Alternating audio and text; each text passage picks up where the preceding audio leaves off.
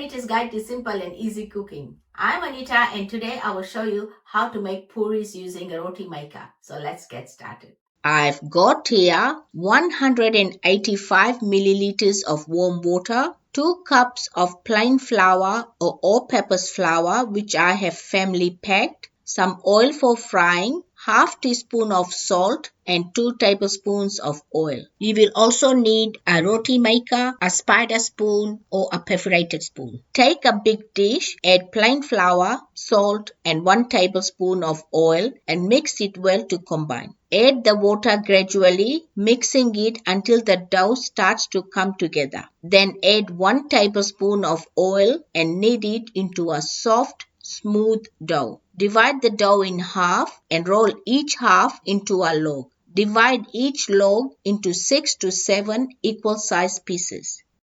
Place 1 piece of dough on the bench top, flatten it slightly, bring the edges to the top and pinch it together. Roll it into a bowl and flatten it. Repeat this process.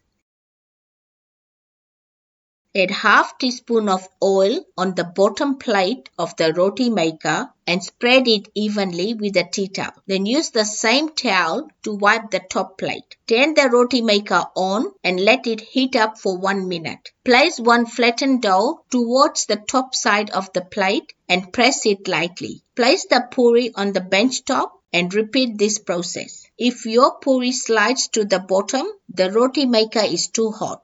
Turn it off and let it cool slightly and continue. Transfer all the pressed puris onto a plate. Place a wok on high heat, add some oil and heat it. Line a dish with some paper towel to absorb excess oil after frying. When the oil gets hot, place 1 puri at a time and wait until it starts to float. Press it gently or splash hot oil over the top until it starts to puff up. Flip it over and cook it for another 15 to 20 seconds. Take it out, let the excess oil drip off and place it on some paper towel. Repeat this process. Not all the puris will puff up, but it will still taste lovely.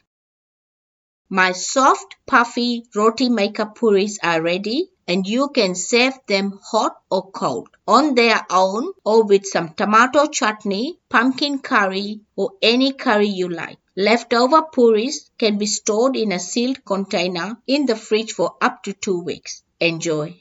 If you like this video, please give it a big thumbs up. For more of my simple and easy videos, please subscribe to my channel and don't forget to press the bell icon to receive notifications of my latest videos.